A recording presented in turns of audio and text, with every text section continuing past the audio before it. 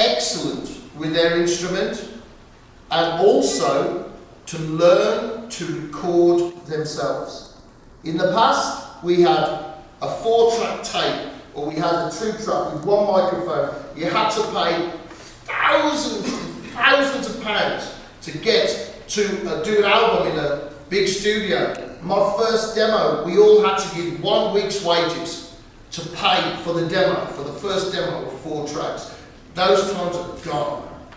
Now you can get almost professional results at home if you're prepared to work hard and learn the technology for maybe, what, £500. You have a great setup at home. Now it's down to the musician. There is a thing, I want to get signed, we need to get signed. Why? Why do you need to get signed? That's the question you have to ask. That's what musicians have to ask themselves. Why do I want to be signed? Why do I want to be under a contract? Why do I want somebody telling me what my music should be? What artwork I should have with my music? Why? Why do you want that? It's a different age now. I'm very, very lucky that I have a name, so even though I'm independent, many people know me. It's difficult to build your name, but it's not impossible. Social media didn't exist when I started singing, when I joined my first band. Mobile phones didn't exist. Personal computers just started. Now, I can record an album on my phone. So that's the difference in the world. So it's not if heavy metal or rock music gets enough support. Is heavy metal and rock music absolutely great? Is it interesting? Does it make people think, I want to hear more of this? For me, I don't think I am heavy metal. But when I'm composing, I don't think I must make a heavy metal song. I say, right, what will take my fans on a journey from here to here? Do I want it to be a roller coaster? Do I want it to be some kind of romantic involvement? Where do I want to take my fans? What is the journey that I want to take them on? And I have the tools of heavy metal and rock to make that happen, I hope. I say this because many important people say, hey, the rock and roll is dead, and blah, blah, blah. But I believe the rock and roll, only the fans kill the rock and roll. Yes, that's right. And I believe this from the start, from Wolfsbane. I've been with EMI, I've been with Geffen, I've been with Deaf American, I've been with Phonogram, I've been with SPV Steamhammer, I've been with Bronze Records. Where are they? Where are the fans? They are here. So I always believed that the fans know more about music than any record company. There are only a few record companies in history where the boss of the record company was a music fan. Only a very few. And the rest of it became business. So for me, as long as there are fans and people seek this music and the intoxication, the escape that we get with metal and rock, then it will always exist. And it's not in the hands of the business, it's in the hearts of every fan. Thank you. May I ask another question? Well, Mr. Blaze, the last time you came to Mexico was 20 years ago, and you played in front of almost 20,000 people. Now you come here right now and you play more like 100 people. How do you feel that difference? Well, it's more, what is important to me is that the 100 people that come to see me actually want to see me. So it's been a long time. I've tried to get to Mexico on almost every tour with every album, and I feel it is a great honour and a privilege to be here. And for me, if it is 100 fans, they are fans of gold. Better than anybody else's fans. Another question. How was the audition to Iron Maiden? It was 10 songs that were standard in the set, about 1 hour, and I did not think I would get the job in Iron Maiden because my voice is very different to Bruce Dickinson. So, for 1 hour, I said, right, well, I am the singer for Iron Maiden for 1 hour. So, I just tried to enjoy it. Which one did they play? It's Fear of the Dark, Wrathchild, Iron Maiden, Evil That Men Do, I can't remember those. Well, what was the most difficult song for me? For me, it's Number of the Beast. It's such an unusual timing at the start. Dun, dun, dun, dun, dun, dun. Fuck.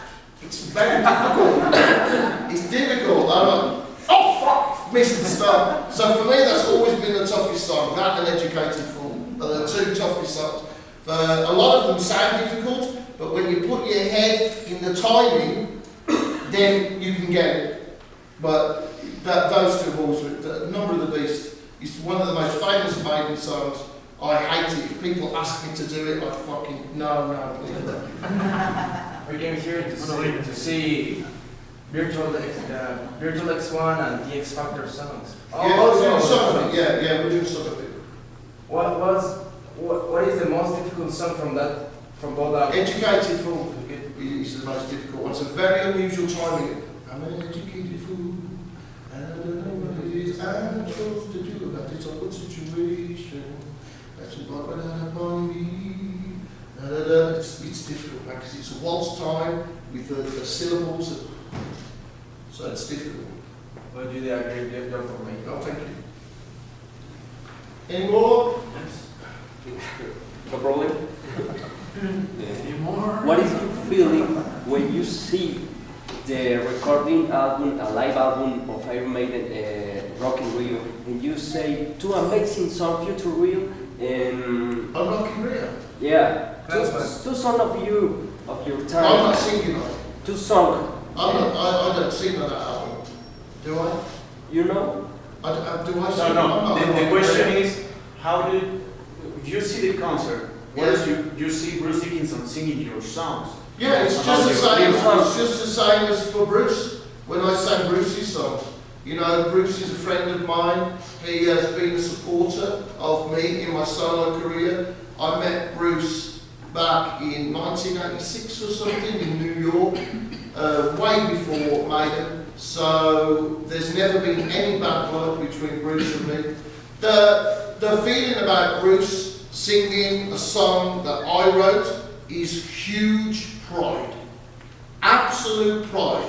That something that I did, that I created, is good enough for the greatest heavy metal band in the world. So it's a massive feeling of pride that all of those fans, 100,000 fans, are singing my lyrics with Bruce. It's an incredible feeling of pride. And I think any songwriter would feel the same. Well, many fans have a question in Facebook that it could be possible to join the three vocals of Maiden in one concert hall. Yeah, I would like this to happen. I don't think it's possible. I don't think it will ever happen.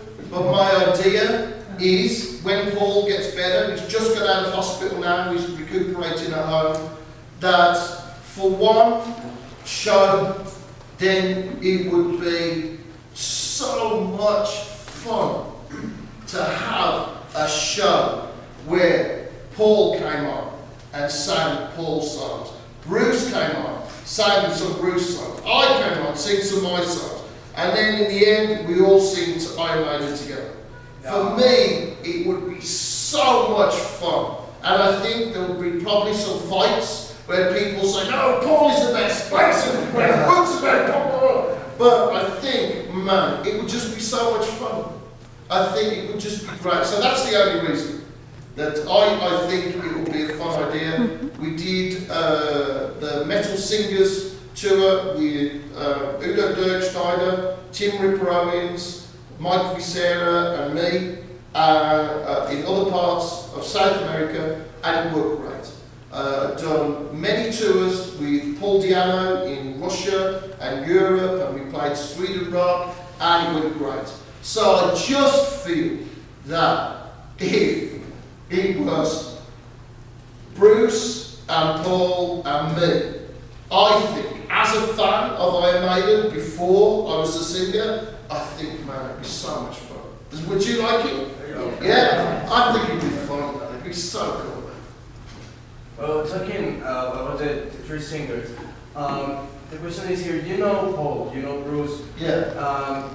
Is there any kind of negative thing out there? Or not between the three of us. Not between the three of us. Not that I'm aware. You have a good relationship with Bruce? Yeah, I saw Bruce at Download, said hello, and spoke to his wife.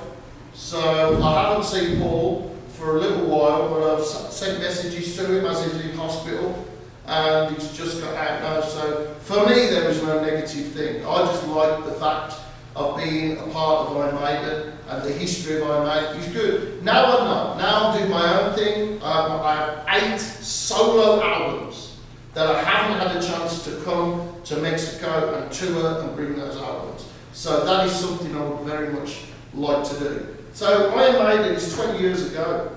It's a great part of my life, a great part of my history, personally, as an artist and in my career. I'm very proud.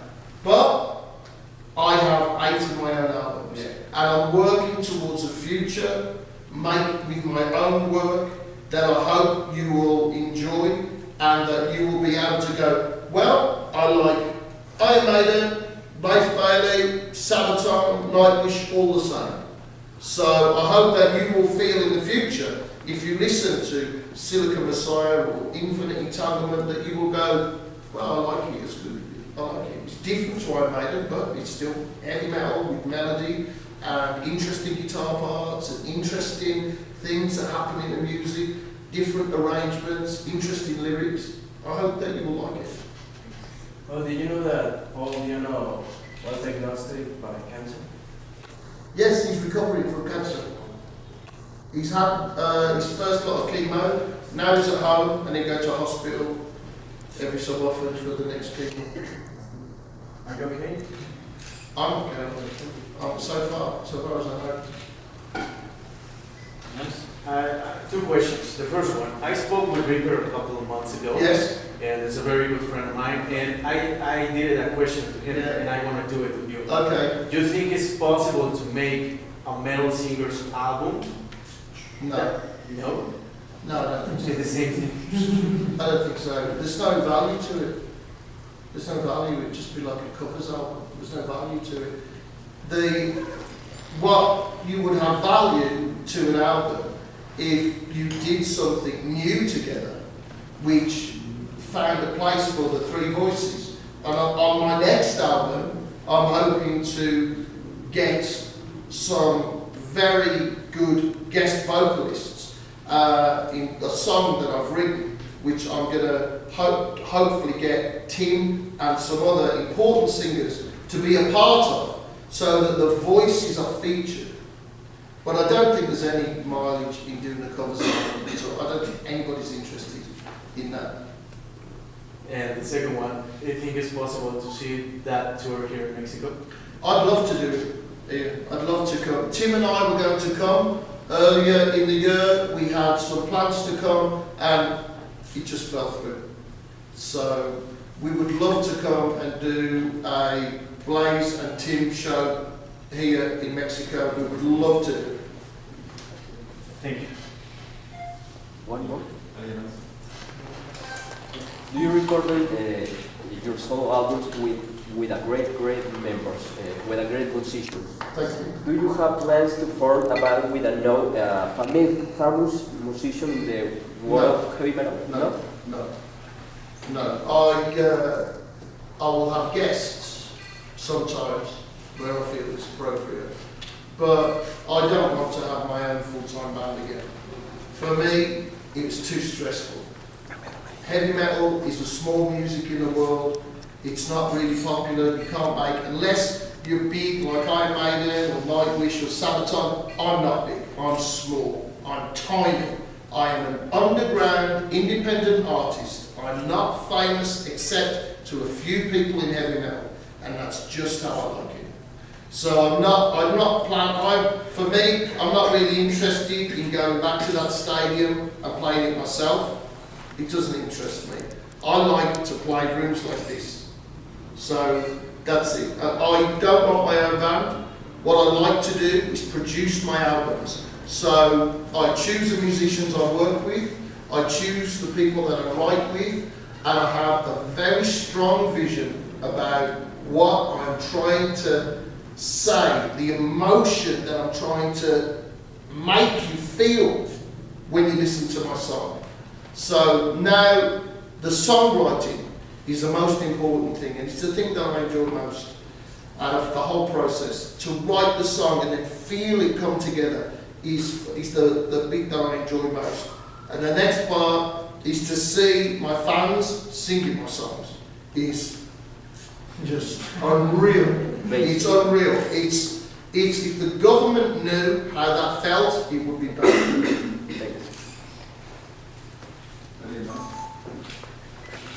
Which could be the message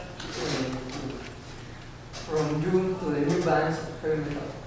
Learn to record yourself and be the best musician that you can possibly be.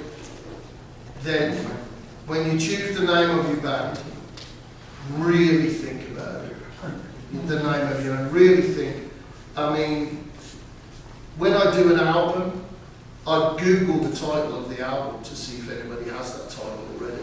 It's just obvious. When you choose your band name, Google it. Just make sure that nobody has it. Make sure it's something that will describe you. And it's not important, I don't think, it's not important to be with a band of great musicians. It's important to be in a band of good musicians who can get on through adversity and through difficulties. It's important that if everybody has different influences, that comes to the band and creates an original sound. For me, that's it. Learn to record yourself and be the best musician you can. And then if you're going to be in a band, join the band with people that you can get along with. Because there's a lot of hardship and there's a lot of disappointment. And every small victory, however small, should be celebrated because they are so few.